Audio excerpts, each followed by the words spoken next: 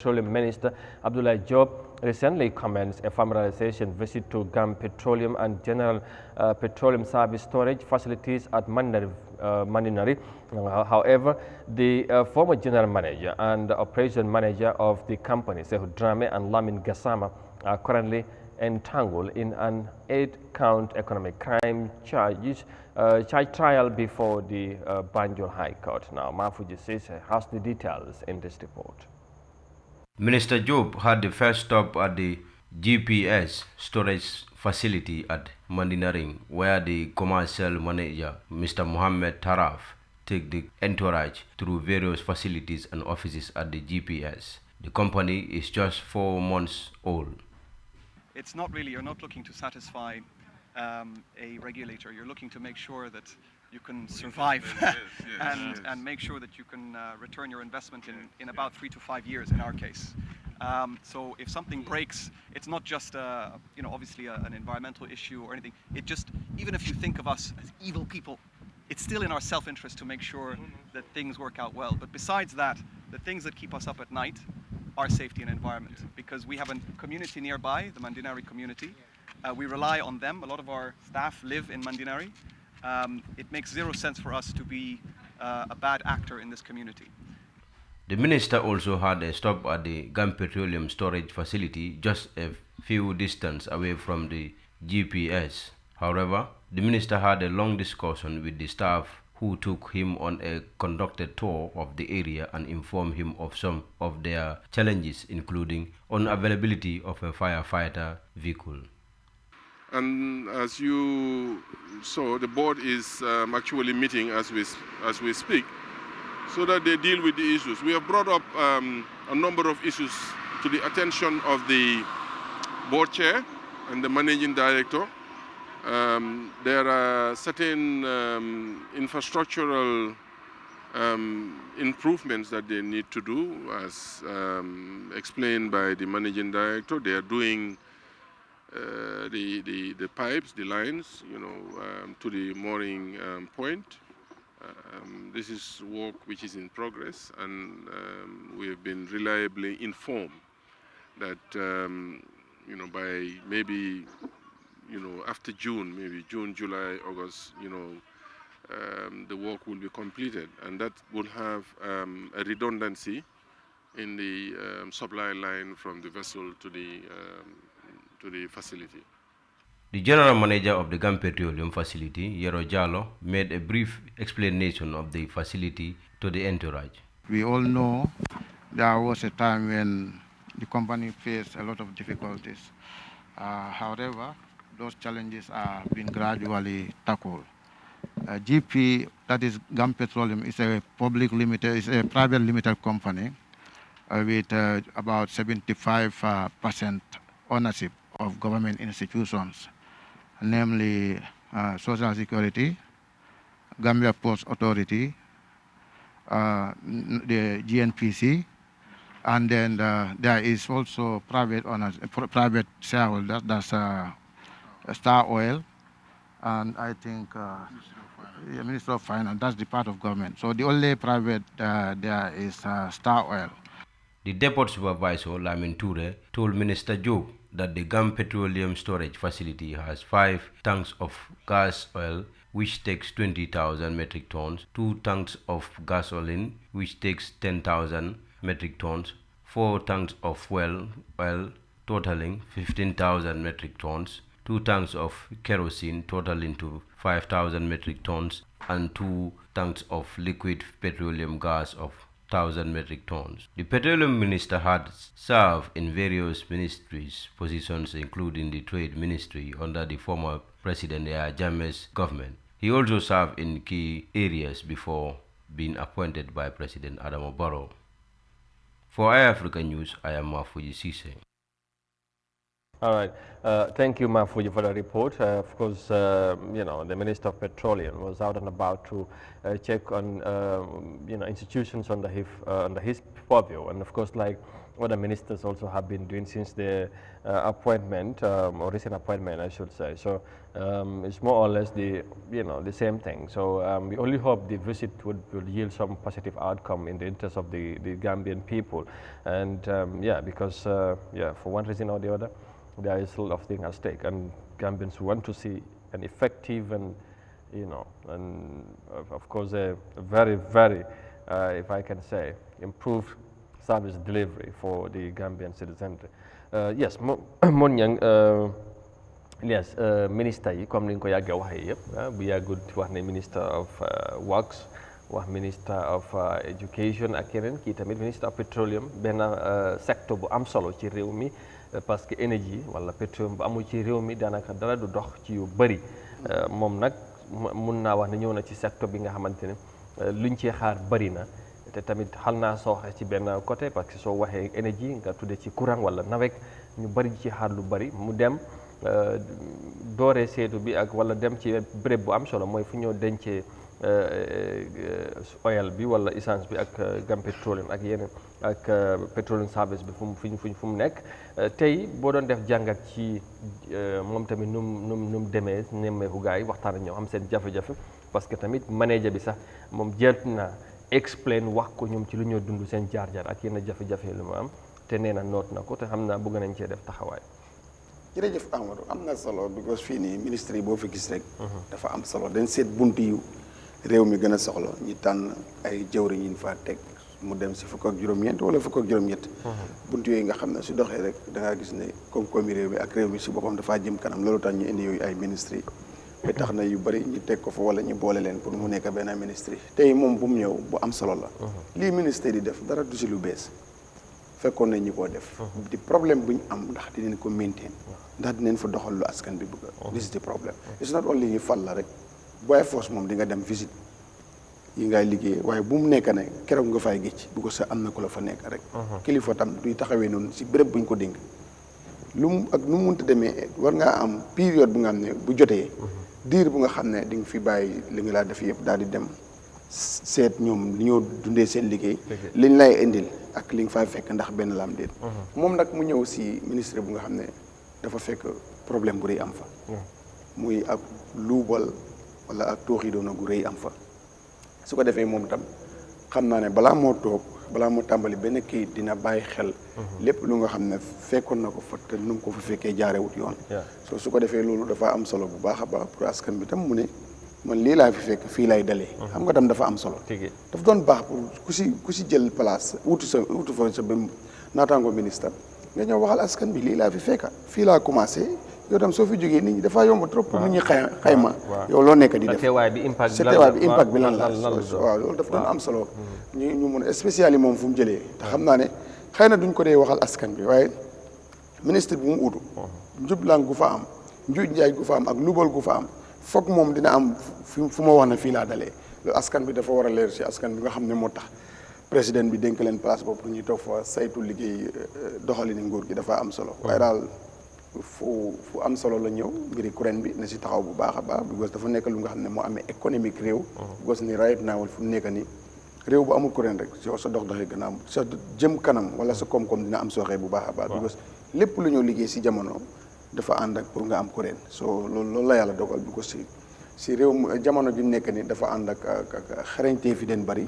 te comme ni ñu ko waxee technologie bi ak yooyu foog kuréel bi mu taxaw si bu baax a baax c'est kon lu mooy doxalin bu bon bu nga xam ne ni am na fële ba tey ña fa jiite woon sax nekkuñ fa kon ak nu mu mënta demee am na lu xew Petroleum mu jéem a sàmm loolu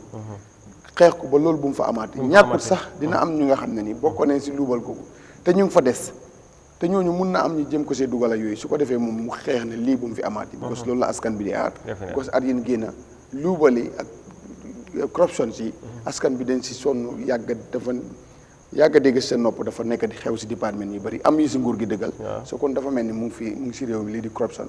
muy njuuj njaay gi luubal ak yooyu mu ngi fi su ko defee moom mu ñëw ut mu taxaw jéem a raxas loolu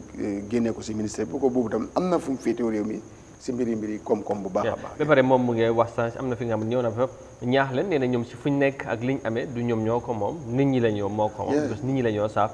ci loolu tamit ñu profité ci yeggee ko ay seen jën jafe-jafe nee na dégg naa ko te xam naa ne nañ ci def taxawaay te xam naa loolu tamit dafa am solo léegi tamit nga dem ci béréb nit ñi gis ne dem nga waaye comme noo ko waxee jeexatal bi impact bi because su demee tamit nga fekkee béréb bi ak nekkin wala nga fekkee ko daal ci yenn situation yi war ngaa fexe nga génnee leen ci loolu dimbale leen ñu xam ne yow sa ñëw bi ñoom tamit mun nañ cee gis seen bopp pour lu ñoo xaar ci moom ñu mun ko matale. waaw loolu moo am solo amul loolu moom dañ ñooñu ñoo nekk si suuf ñoo xam problème bi foofu. waaw su ko defee loolu dafa am solo bu baax pour ñu taxaw si. ñoom gis nga bunta bu garaaw la nekk nag bunta boobu Petroleum dafa garaaw. xam naa ne sax du ñàkk ñu fa des ñu nga xam ne la fa doon dox. te du ñàkk dina am lañ ko si introduce waaye liñ ko si introduce mu gis ne lii méngoowul ak yoon na meg soo ne loolu bu mu dem parce que am na si lu nga xam ne du méngoowu yoon waaye foofu la koom-koom bu nekk boo xam ne ni du jëmul si réew mi si ñoo mën a leen nekk te bu fa yàggee dina ko dégg dina ko gis dana ko xam wala ñuy jëflante ñoom te teguñ ko si yoon foog ñu introduce la ñooñu wala ñoo ñëw introduce seen bopp si ñoom bi ko sab lan seen interest loolu mooy problème bi fii ñu fi bëri dundee seen interest si réew mi just ñoom nen ne seen affaire baax seen njaboot seen affaire baax bu réew mi baaxul seen yoon nekku si sol fii lu fi bëri noonu leen di liggéey lu yéemale nag waaw bu ñu tànn si 2 millions ngi ni dénk la place sas la pour yow ak sa njaboot moo tax da nga war a liggéey réew mi ba nga xam ne ni réew mi seen boppa nañ ci gis seen boppa su ko defee leneen loo am sa njaboot dina mën a si waaye soo ko fi defee itam bés dana ñëw dana feeñ de parce que fi nguur gi loo fi def dana feeñ suñ ko xamul léegi boo jógee fii dinañ ko xam because ay kay la te ay nit nga ko doon digalante nit ñooñu dañ fay nekk te dinañ ko wax gis nañ ko fi nekkoon 22 years lañ fi doon def depuis 11 sax feeñ na kon loolu mun na wane na rek nguur gi itam ku si nekk nga xam li ngay def te li ngay def na nekk lu set wecc ñu jëriñ askan bi dooguma la sax de waaye loolu dafa mel ni loolu ci présidence yi rek la ñoo wax waaye ci ministère yenn directeur yi yow buñ la boo bàyyee fekkee ne nekkuloo da nga def lu ne weng daanaka soo demee dara du si fekk parce que ñi nga xam ne yow loo ci nekkoon parce que tey def doon baax ministre bi ñëw mu ne man lii laa fi inherit lii laa fekk ministre bi projet yi la sumba lii la defagum fii la toll lii lañ ne dañ gam nit ñi xam soo man fii laa bëgg a dooree moom tamit bu demee boo da ngay xam ne nag yow sa bi boo ñëwee da ngay xam ne boo demee dañ lay saytu dañooy fesal loo fi def bu boobaa da ngay taxaw waaye bu fekkee ne yow li nga wax istro xam nga comme si la nu mu toppee di wër yoon yi xam na ne yoon yi yëpp Jóob moo ko tàmbali woon moom amagul benn yoon bu nga xam ne ni commencé na ko si jamonoom fi mu ko fekk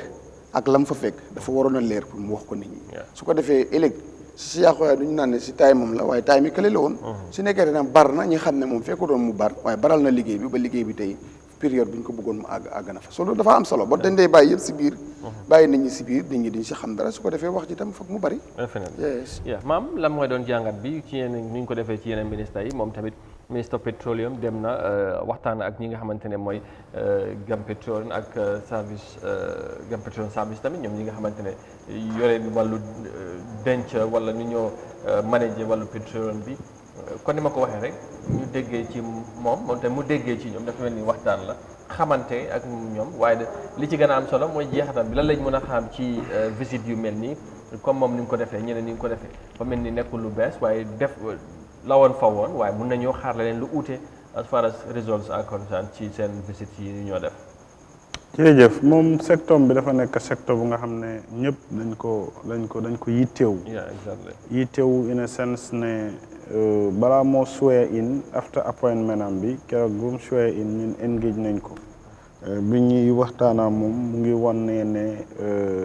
biñ ko appointé the following morning la dem nawek fekk nawek mu ngi doon am difficulties yu bëri up still nii nit ñaa ngi face difficulties yi because light baa ngi dem di ñëw mu nekk secteur bu nga xam ne daanaka every Gambian dafa need service yi secteur bi muy energy sector am na ku nga xam ne amaana sax moom courant jëfandikoo waaye dafa yittewoo li nga xam ne moom moo nekk énergie mooy lan ndox mu muy naan foog mu jaar ci nawek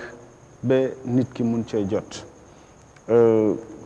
li nga xam ne moom moo nekk Petroleum fi mu dem nii tey every Gambian nga am bànneex nga am nakar ngay bég ngay kontaan da nga ko yittewoo ndax bés di nga toll fu nga xam ne yow sa bànneex lay doon nga soxla ko bés di nga toll fu nga xam ne say ñooñ naqar la ñuy dund ñu soxla ko mooy ne tey fu nit di dem ci àdduna di nga dugg oto nga dem hôpital boo amee dëcc oto ngay dugg léegi Gam Petroleum foofu la essence bi ak gasoil bi di jógee te loolu mooy yombal suñ dem ak suñ dikka kon secteur boobu dañ ko war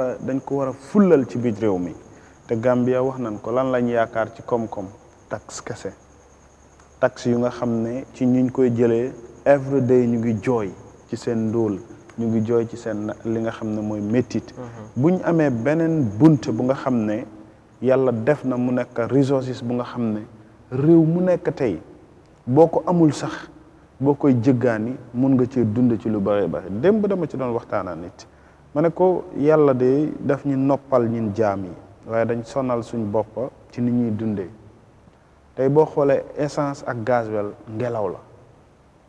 waaye moo gën a seer ci ñi koy jëfandikoo waaye ñi ko moom wala ñi koy transact waaw dañ ko dee foye because dañuy wan nit ñi ne man ngelaw laay dundee the same thing to exemple GSM operation yi tey xoolal crédit ni mu seere lan la ngelaw fii ngay toog dugal sa crédit kool ma man maa ngi fële yaa ngi fii mu jaar ci ngelaw li mu dem xoolal ñi nekk ci GSM operator si xaalis dañ koy foye waaye coming back to secteur bi ak ministre bi lim dem ak fi mu dem fu askan wi yëpp teg seen nopp la ak teg seen bët bëgg a xam ci gindeeku lan mooy njeextali la fa xew ba ëllëg lépp lu fay rusé ministre bi ci boppam dinañ ko upload because wax nañ ko fi scandale bi muy am ministre of petroleum ak nguur gi ñoo fësal li nga xam ne moom moo nekk scandale bi wane ne li am na waaye ci secteur bi la amee léegi tey moom bu ñëwee mu dem seeti li nga xam ne moom moo nekk place bi dem gis ki nga xam ne moom moo nekk manager bi gis ñu yore war operation bi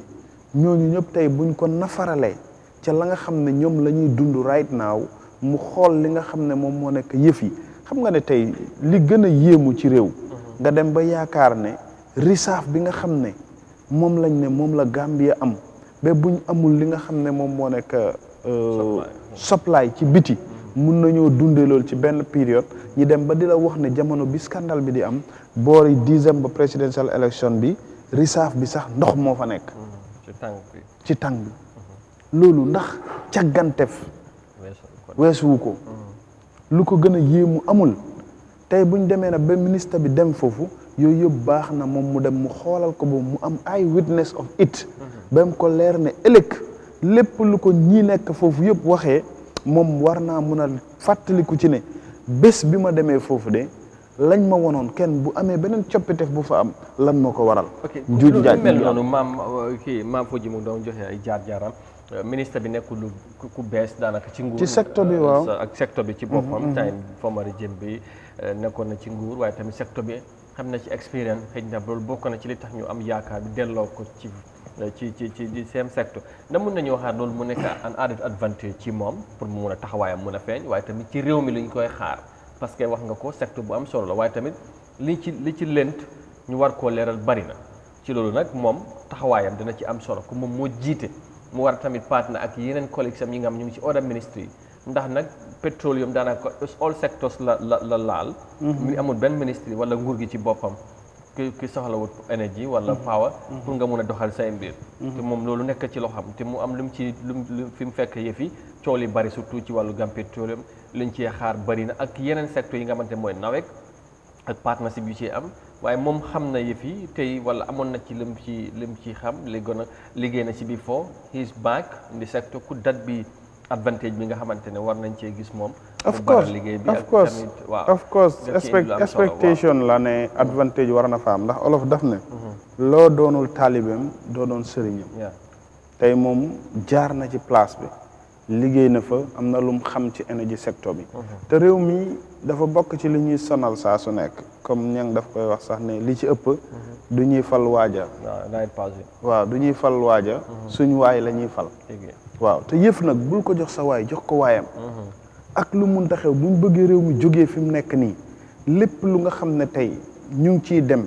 bu la leeree ne Amadou mii moo ko man moo ko yeeyoo jox ko bul xool Amadou ak jëmmam xoolal Amadou njeextalu ëllëg li muy jiite lan lay jëriñ askan wi waaye these are the problems that we're facing always and all the time at the end of the day nag impact bi ak negative results bi dafa ñëw mu tuuruwaat ci askan wi léegi tey ku nga xam ne bi nga ko fale minister of energy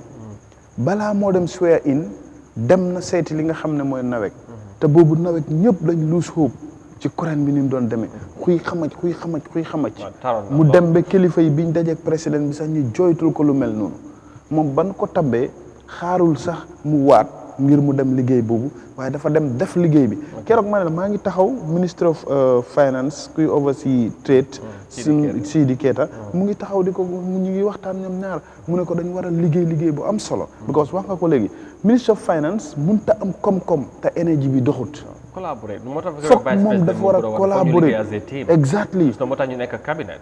dañu war a dimbalante di taxawante pour gis ne secteur bu nekk dox ku nekk li nga mën a yokk ca morom nga def ko pour gis ne yow sa because benn secteur lañ la dénk boo amee sa xalaat wala gis-gis la mën a doxal leneen yow comme nekku sa responsabilité doo ko wax loolu du doxal réew du doxal du dem dañ leen tànn boole leen ci cabinet boobu every week wala every now and then ñu meet di waxtaanee réew mi ci benn table loolu dafay baax ñu dimbalante ku ne mën a dooleel sa morom pour réew mi mën a gis boppam ci secteur bu mu nekk kon naa loolu mooy taxawaay